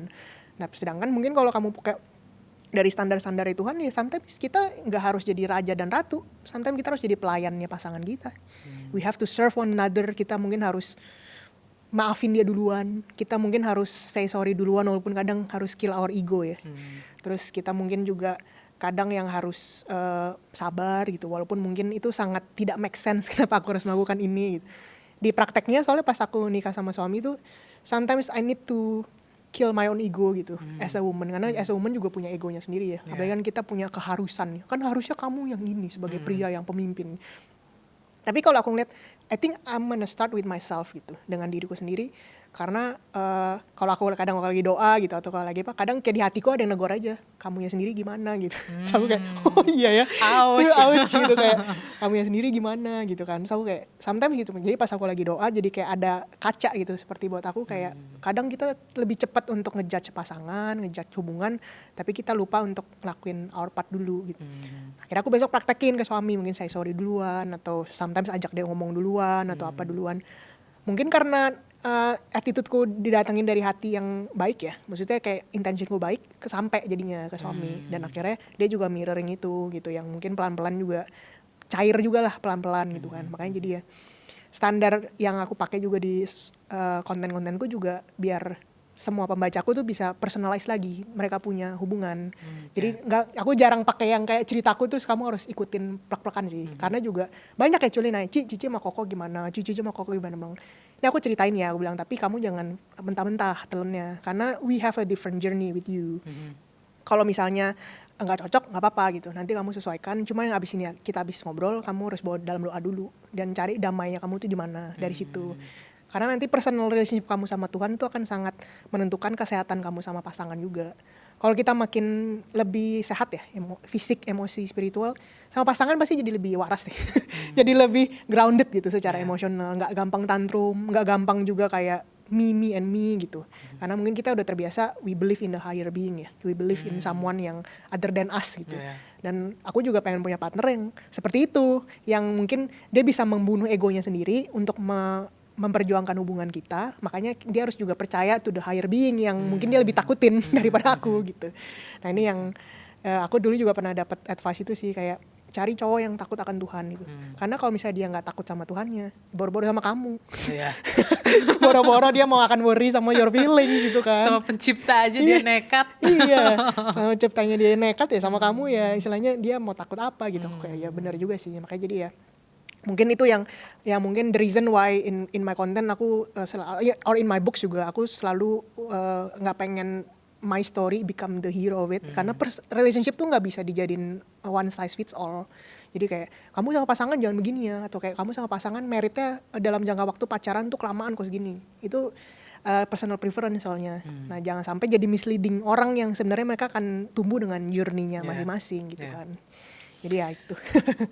Kamu bisa bantu mengajarkan kita mungkin Sasha. Ini mungkin terdengar sepele ya. Tapi dalam prakteknya kita tuh suka salah dalam berdoa. Bagaimana cara berdoa yang tepat? Especially buat pasangan atau in general? In general, ini konteksnya mungkin kita bisa mengambil dari orang-orang yang sedang memohon jodoh. Banyak jombloan-jomblowati di luar sana sedang meminta jodoh, udah melakukan apapun gitu, doa sampai sholat 5 waktu ke gereja bahkan seminggu 2 kali gitu. Tapi kok belum dapet juga ya, udah upgrade diri pun gitu, tapi kok belum terkabul. Nah, doa yang tepat tuh seperti apa sih? Kalau aku sih dulu doanya sih yang pasti pertama personal. Jadi kayak I talk to my God like I talk to with my dad gitu. Jadi kayak ngobrolnya mungkin nggak ada kayak ini ya template kayak oh aku harus per kalimat per kata seperti ini gitu. aku jadi honest with my feelings. Jadi sometimes kalau lagi lonely nih, aku sometimes cuma doa ke Tuhan, Tuhan nggak enak banget ya lagi single gitu. Maksudnya sometimes doanya bisa sepersonal itu, kayak Tuhan kasih jodoh ini dong gitu. Atau kalau kadang lagi nonton yang romantis juga, aduh Tuhan pengen deh yang kayak gini gitu. Itu juga for me is a prayer gitu. Nah cuma setelah kita doa yang personal sama Tuhan, yang kedua tuh yang aku juga dulu belajar, ya kita juga jangan jadi pendiktenya Tuhan gitu. Kayak Tuhan di umur 30 nih mana jodoh gitu kan. Terus ya mungkin kalau anggap ya Tuhan bisa langsung ngomong kita balik audible ya, yang Tuhannya aku apa kamu gitu. Yang kayak yang punya waktu aku atau kamu gitu kan, yang pengatur waktunya gitu kan. Nah disitulah aku jadi setiap aku doa aku juga harus belajar untuk surrender, untuk berserah. Jadi misalnya Tuhan ini mauku seperti ini, tapi biarkan kehendakmu yang terjadi dalam hidupku. Let your will be done in my life, apapun, kapanpun waktunya, siapapun orangnya, as long it's from you, give me peace gitu. Kasih aku damai di situ. Itu yang doaku akhirnya pelan-pelan itu yang merubah mindsetku juga sih secara duniawinya juga ya. Dalam aku mencari pasangan, ke bawah tuh akhirnya. Karena mungkin udah terbiasa surrender, kebiasa personal juga, terus juga nggak terlalu maksain punyaku juga. Walaupun aku ada sih pengen. Akhirnya mungkin itu yang Tuhan sedang persiapkan sikap hatiku pas udah punya pasangan. Nah pas udah punya pasangan, aku udah terbiasa surrender gitu kan. Jadinya kalau sama dulu walaupun alpha banget nih mimpin sana sini, untuk kayak let suamiku yang mimpin aku nggak susah gitu. Kayak oh ya silahkan gitu. Karena kan juga mungkin aku udah terbiasa let God lead me ya. Jadi nggak langsung kayak aku maunya gini, harus terjadi saat ini juga. Aku maunya pernikahan sebesar ini. Souvenirnya kayak artis itu yang banyak banget. Nah, akhirnya kan aku jadi terbiasa tuh kompromi, terbiasa komunikasi, terbiasa kita coba let it flow gimana, tapi juga kita harus work it out as a team gitu. Nah, itu yang pas lagi masa pendoaannya juga jangan lupa untuk doain hatimu juga. Pas lagi masa menunggu ini masih berdoa kayak ada nggak ya Tuhan yang aku masih harus sembuhkan, atau sikap hatiku agar aku lebih siap gitu. Nah itu yang aku rasa doa itu yang lebih mengetuk hati Tuhan juga sih dibanding demand terus. Tuhan demand, tapi gimana kalau kita doanya kayak ada nggak yang bisa aku lakukan so that I can be more ready untuk miracle yang kamu siapkan itu. Karena kadang kita doanya pengen mujizat tapi kitanya sendiri belum siap ya menerimanya secara karakter. Masih nggak sabar, masih emosional, masih tantruman, ya boro-boro mau dikasih, ini orangnya datang besok ilfil. Jawaban kamu somehow mengingatkan aku. Jadi di episode sebelumnya aku sempat ngobrol sama PC. Jadi dia mendalami sekali tentang meditasi dan manifestasi. Kita sempat ngobrol juga manifestasi. Jawaban kalian tuh somehow ada benang merahnya. Jadi di saat manifestasi dia pun juga bilang, di saat kamu manifestasi meminta sesuatu yang tidak perlu dipikirkan, itu adalah how, bagaimana kamu mendapatkan itu dan kapan. Betul. Jadi itu juga sesuai dengan penjelasan kamu tadi di saat kamu meminta sama Tuhan, ya biarkanlah dia bekerja dengan kuasanya. Kamu jangan menuntut dengan cara yang kamu mau dan timing yang kamu mau. Betul. Karena kalau kita nggak latihan pas lagi single itu, lagi nunggu pasangan, terus kita nggak latihan menunggu dengan baik, terus juga berdoa juga dengan sikap hati yang baik dan nggak pahit. Pas punya, misalnya Tuhan jawab nih dengan besok kasih pasangannya, kebawa nanti toksik-toksiknya itu ke hubungannya, jadi nggak sabaran, jadi demanding, jadi diktator, terus jadi kayak maunya aku gitu. Makanya memang istilahnya kalau memang Tuhan belum kasih, ya anggap aja memang masih ada hal yang kamu bisa kerjakan di season ini yang biar kamu nanti pas orangnya datang lebih siap gitu. Jadi wait with expectation, wait with hope, daripada ya aku memang nggak ditakdirkan lah untuk bahagia gitu. Atau aku memang gak ditakdirkan lah untuk punya pasangan. Nah berarti kan waitingnya sama bitterness. Nah itu juga nanti pasangan yang ngedeketin kamu bawa aura bitter itu, dia juga akhirnya mundur. Karena mungkin dari jawaban-jawaban kamu, dari cara pikir kamu gitu kan. Makanya jadi pas kita lagi berdoa dan menunggu itu, sebenarnya juga nanti orang-orang yang akan attract dan datang ngeliat kamu itu juga masih dari mindset-mindset yang kamu adaptasi itu pas lagi menunggu. Oke. Tapi secara jujur nih Sasha, apakah semua orang bisa punya pasangan yang tepat? Atau itu hanya sekedar narasi saja supaya kita tetap punya harapan? Bisa, tapi semua itu tergantung usahanya kamu juga. Jadi gini, kayak misalnya kamu mau dapet pasangan yang tepat, tapi kamunya sendiri mungkin gak pernah belajar gimana untuk kompromi. Atau gimana kamu menurunkan mungkin ekspektasi kamu. akhirnya orang yang sebenarnya mungkin ini tepat nih buat kamu. Terus mungkin karena kamunya juga nggak mau berusaha untuk menekan ego, terus juga kamu juga nggak mau berusaha untuk sometimes or lagi single nggak mau berusaha. Mungkin aku even pernah ada yang konsul sama aku, saranku hanya cuma kayak online dating nih gitu. Karena dia udah doa, udah nunggu nggak datang pasangannya gitu kan. Terus pasangan yang tepat yang doakan, ya aku mungkin nanyanya kayak udah coba online dating belum? Atau cara lain misalnya dikenalin temen atau mungkin hangout gitu. Banyak yang dia tutup gitu kayak enggak cara itu kayaknya takut gitu, enggak ini nggak mau. Nah akhirnya pasangan yang tepatnya mungkin sebenarnya bisa datang, kita yang tutup itu aksesnya, kita yang cancel sendiri jadinya. Makanya jadi kalau misalnya tapi kamu terus mengusahakan, terus kamu juga terus bekerja keras di sana, ya dapat pasangan yang tepat, ya nggak akan jauh dari situ hasilnya untuk bisa jadi baik gitu. Mungkin ideologinya seperti ini kayak semua orang bisa punya bisnis sendiri, tapi nggak semua orang juga bisa punya bisnis yang sukses kan. Nah pembedanya apa? Ya how hard he works, how hard she works, seberapa keras atau seberapa dia usaha untuk melakukan itu dan memberdayakan itu. Kalau semakin kerja keras, semakin kita juga effort di sana, pasti akan baik hasilnya. Nah sama juga kalau kita menunggu kan juga it's actually a hard work. Kita lagi doain punya pasangan yang tepat, juga sebenarnya itu wah one of the hardest moment in my life. Pas sekarang pas udah married aja, kalau lagi lihat-lihat dulu wah masih single pas nunggu itu one of the most painful and lonely season kan.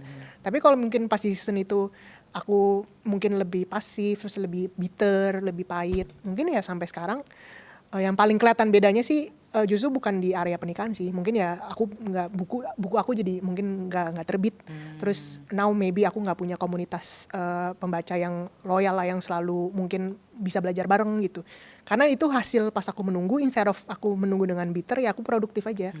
Ya nulis buku, terus bikin komunitas, pelayanan, terus mungkin juga ngonten. Nah, dari ngonten pun sekarang dapat banyak opportunity seperti hari ini gitu. Terima kasih sudah mengundang di sini juga karena kan sudah hadir loh. Iya, seneng banget itu pas diundang sini juga karena emang dasarnya suka ngobrol ya. Terus jadi kayak dan aku dulu juga seneng gitu, maksudnya kayak one of my goals aku selalu pengen mencoba hal baru gitu ya, datang ke podcast teman-teman gitu kan. Nah ini yang opportunity itu nggak datang kalau pas dulu aku pas lagi waiting single, I didn't start posting konten gitu. Dan akhirnya kan opportunity yang datang ke blog sendiri. Nah itu contohnya dalam kehidupan, tapi juga sama dengan pasangannya tepat. Dia mungkin bisa nggak hadir atau kamu cancel sendiri, bisa jadi bukan karena Tuhan nggak mau kasih, atau misalnya Tuhan pilih kasih cuma orang lain yang dikasih kamu enggak ya. Tapi bisa jadi kita cek ke diri sendiri dulu, attitude kamu udah bagus belum, terus standar kamu udah bener belum, ekspektasinya udah sehat apa belum. Nah ini penting juga kamu bisa menghormati pasangan tuh pada tempatnya enggak. Karena juga banyak ini juga nih yang aku lihat banyak wanita zaman sekarang mungkin ngeliat cowok hormat kalau yang income-nya sekian doang, atau yang mungkin dilihatnya dari title doang gitu kan. Kalau yang mungkin masih struggle, masih financial, apalagi yang sandwich generation, mungkin jadi kayak aduh ntar dulu deh gitu kan. Padahal mungkin baik, padahal mungkin kerja keras, padahal mungkin karakternya cinta Tuhan juga, tapi hanya karena financial mundur gitu. Bilang kayak standar siapa yang kamu pakai? Karena finansial itu bisa up and down loh. Bilang kalau one day nanti dia sukses pas udah nggak sama kamu gimana? Gue pernah gituin loh gitu. Cuma ya makanya jadi kayak standar siapa yang kamu pakai. Kalau standar dunia ya kita harus transaksional banget, financial everything. Tapi kalau standar Tuhan yang kita cari bukan cuma dari situ doang. Kita harus banyak lihat dari yang lain gitu. Nah makanya pasangan yang tepat kan depends on value yang kamu pakai dan standar siapa kamu pakai and how hard you work on it gitu. Oke. Kalau ada mungkin papers di rumah sekarang yang lagi dalam fase capek banget nunggu, udah mengusahakan segala macam lah, tapi belum terkabul doanya. Takut juga yang membuat kelamaan nunggu ini jadi meragukan kelayakan diri. Oke. Jadi takut untuk memulai, takut untuk bergerak. Ya. Kira-kira kamu ada pesankah untuk mereka dan mungkin apa yang mesti mereka cek dulu dalam diri mereka? Iya. Maybe while you wait, you can also learn ini seasonnya kamu lagi harus mengusahakan apa. Jadi kalau misalnya kita mungkin lagi takut nih nggak dapat pasangan, terus jadi kayak mungkin kayak jamuran gitu. Jadi kayak aduh aku jadi takut nih nggak bisa dapat pasangan. Tapi mungkin di season itu dulu pas aku lagi single, aku nggak ngerasa aku punya less social skill sama cowok. Kenapa? Karena aku masih punya banyak banget temen cowok yang aku bisa ajak ngobrol tanpa harus aku pacarin ya. Maksudnya aku dulu sering banget duduk sama pasangan yang udah married, terus aku simply talk about marriage with them gitu. Padahal aku masih single. Terus aku even pernah nanya ke waktu itu aku bilang ya kayak koko mentorku bilang, kok cek aku dong as a woman, aku kurang apa? Aku bilang gitu. Help me to upgrade myself as a woman yang attractive to men, aku bilang gitu. Apa yang aku mesti improve, gaya ngomongku bikin cowok ngeri gak gitu. Aku udah pernah belajar kayak gitu sama dia. Terus kayak aku dominan banget gak kok, nanti takutnya cowok kan jadi less attracted kalau aku dominannya gak pada tempat yang tepat ya. Nah, aku berkaca seperti itu dan tapi karena aku selalu mengusahakan itu ya, akhirnya aku social skill tetap jalan untuk aku terus ngerasa aku memang istilahnya sama pasangan walaupun belum ketemu. And sometimes juga yang cewek-cewek lagi masih menunggu gitu, bukan berarti kamu nggak boleh pergi on a date with someone. Kayak coffee doesn't mean marriage. Jadi just because you go on a date with someone doesn't mean besok langsung married gitu kan. Jadi nggak masalah juga pas lagi wait you date juga gitu kan. Makanya aku juga nulis buku setelah Why Human Waits itu Why Human Dates. Karena setelah kamu waiting ya kamu juga harus belajar dating juga. Karena kamu nggak akan jago dengan sendirinya hanya karena kamu menunggu waktunya Tuhan nih terus langsung jago in dating gitu. Karena banyak skill yang ternyata perlu praktek. Yang seberapa banyak buku kamu baca, seberapa khotbah podcast yang kamu dengar, kamu tetap harus terjun ke lapangan nih kayak oh ternyata gini caranya bikin obrolan yang menarik gitu kan. Gimana caranya kamu belajar dan itu memang nggak harus dalam konteks pacaran putus besok cari yang baru gitu. Sometimes kita bisa cuma mungkin having first date with someone terus kita belajar dari situ. Nggak cocok ya jangan lanjut gitu. Or maybe you go online dating, di situ kan bisa belajar sama beberapa orang gitu kan. Cara buka conversation. Or ya gitu, sometimes aku juga dulu pas single banyak baca buku tentang pernikahan, or even divorce, padahal pasti single. Tapi banyak baca buku tentang itu, karena I want to prepare well gitu. Jadi kayak, dan semuanya itu nggak bikin aku jadi ngerasa nggak layak, karena mungkin sibuk yang dikerjain ya. Banyak hal yang aku kejar, walaupun mungkin pasangannya itu belum datang. Cuma karena aku mau punya skill yang memadai, aku mau latihan juga, jadi kadang ya punya sparring partnernya dengan go on a date with people yang mungkin waktu itu lagi aku pengen tertarik untuk belajar bareng gitu. Cuma ya jadinya nggak pernah berasa kayak ya itu bapuk gitu kayak jamuran gitu ya. Kayak aku kok kayak ini jadi apa sih kayak less practice ya, berarti makanya itu harus diusahakan kan. Karena bukan kalau kita nggak pernah mengusahakan itu ya pasti skillnya berkurang. Apapun itu dalam hidup ya, mau kamu tadi jago bisnis tiba-tiba nggak diurus bisnisnya ya kaget gitu. Jago berenang jarang berenang ya pasti kan kaku. Sama kayak kamu mau pengen ketemu pasangan yang tepat harus dating skillnya dilatih, social skill. Aku suka sering bilang ke cewek-cewek, kamu udah pernah belajar belum gimana cara ngomong ke cowok? Beda loh sama ngomong sama cewek gitu. Beda loh cara mereka mendengarkan dan membalas kita merespon, beda. Kadang kaget kan kalau cowok ngerespon suka pakai logis. Malah dikasih, kamu kok nggak ngakuin A, B, dan C. Padahal sebenarnya pengen didengerin gitu. Nah kalau kita udah belajar itu teorinya at least pas dating, pas lagi single, pas dating udah lebih nggak kaget kalau pasangan kamu mungkin nggak sesuai ekspektasi kamu. Kamu tinggal jelasin, oh aku pernah belajar tentang ini. Kayaknya kita salahnya di sini deh. Nah akhirnya kan banyak mengeliminasi miskom ya di situ gitu. Jadi ya terus diusahakan lah, jangan ngerasa minder karena kamu ini, karena mungkin kamu berarti menunggunya dengan pasif kalau kayak gitu. Ini juga mungkin definisi lebih luas tentang mengupgrade diri ya. Yeah. Karena mengupgrade diri itu kadang-kadang definisinya terlalu grande gitu, Sasha. Mengupgrade diri, oke, kamu harus bisa bahasa asing yang lain. Kamu harus bisa menguasai satu olahraga gitu. Kamu harus bisa full maraton gitu. Sedangkan upgrade diri menurut kamu ya bisa dengan sesederhana belajar untuk komunikasi dengan lebih banyak orang. Kamu bisa lebih sering mendengarkan. Sekarang mendengarkan pun bisa menjadi satu skill ya. And sometimes you have to pay people to get listen to kan. Yeah. Hari gini siapa yang mau dengerin kamu gitu. Karena banyak yang ikut kelasku atau lagi sign up for my session cuma yang didengerin gitu. Padahal kan dia mungkin udah curhat sama AI, sudah curhat sama sini. Cuma ya gitu, it's a skill yang gak semua orang bisa. Yang bisa mendengarkan tanpa judging gitu. Kan. Cuma ya itu yang I realize I learned that while I'm single gitu. Kayak dengerin banyak temen curhat gitu kan. Terus juga curhat tentang cowoknya. Padahal aku juga belum punya pasangan tapi aku yang ngasih advice gitu kan. Makanya jadi ya actually while you're single, while you're waiting, while you're dating gitu. Itu season yang sangat bagus untuk kamu fokus ke diri sendiri juga. Karena kalau udah menikah, kamu akan fokusnya terpecah banget. Betul. Sama suami, sama anak gitu, sama mertua, sama ipar. Makanya it's a luxury, it's a privilege. Depends on how you see it sih. Kalau misalnya kamu melihat itu sebagai kekurangan, pasti kita ngelihatnya jadi selalu aku kurang ini, kurang itu, karena aku masih single. Yeah. Tapi kalau kamu melihat itu sebagai kelebihan, you will be proud to be single gitu. Malah kayak, oh aku single tapi aku produktif, ini karyaku gitu, ini hasilku, ini valueku, ini social skillku gitu, ini mindsetku gitu kan. Makanya itu yang gimana pinter-pinternya kamu menonjolkan itu aja. Ya contohnya nih, simpel aja ya mungkin ya. Misalnya kayak kamu lagi ke kumpul keluarga gitu sama om tante. Saya kok belum dapet pacar gitu. Aku biasanya bawa santai aja. Oh iya nih belum dapet, cariin dong om gitu kan. Atau om tante gitu. Udah di pos itu. Tapi aku lagi sibuk kerja om, kerjaanku ini. Aku sebutin bisnisku. Aku lagi sibuk ini gitu. Udah aku akhirnya pembicaraannya lanjutnya ke bisnis gitu, ke pekerjaan. Omnya juga nextnya ketemu aku, karena mungkin aku udah pernah obrolin itu, dia nanya gitu, nextnya ketemu, Sa gimana bisnis gitu. Karena itu yang aku tonjolin, itu yang aku jadiin topik, dan untuk aku liatin kalau aku sambil nunggu, aku sibuk gitu, kerja sana sini. Akhirnya jadi orang nggak nilai aku dari single, makanya jadi walaupun aku waktu itu juga udah umur 29, 30, nggak pernah pacaran seumur hidup waktu itu juga, nggak pernah punya pacar sebelum ketemu suami waktu itu ya. Jadi I was single my whole life. But I never feel like my singleness tuh jadi beban gitu. Karena aku tidak menonjolkan itu ke orang. Yang aku tonjolkan yang lain. Mungkin ya my things yang aku suka lakukan. Atau hobi, simple aku lagi hobi ini nih, itu yang aku post gitu kan. Jadi orang tuh selalu punya topik menarik untuk ajak ngobrol aku gitu. Nah itu ya, balik lagi, tapi kan kalau kamunya udah confident dan seneng sama diri sendiri, orang lain juga akan ngerasain itu ke kamu. Betul. Kan. Tapi kalau kamu vibe-nya si paling merana si paling jomblo, orang lain juga akhirnya fokusnya ke sana. Dia masih jomblo loh umur segini gitu kan. Makanya jadi ya apalagi kan hari gini banyak kayak tentang personal branding gitu kan. Ya ambillah kelas itu. I think it's good for you to personal brand yourself untuk kamu present nanti ke pasangan juga. Untuk persiapan juga ya Pipers. Nanti sebelum Natal waktu ditanya bisa pakai tipsnya dari Sasha tadi.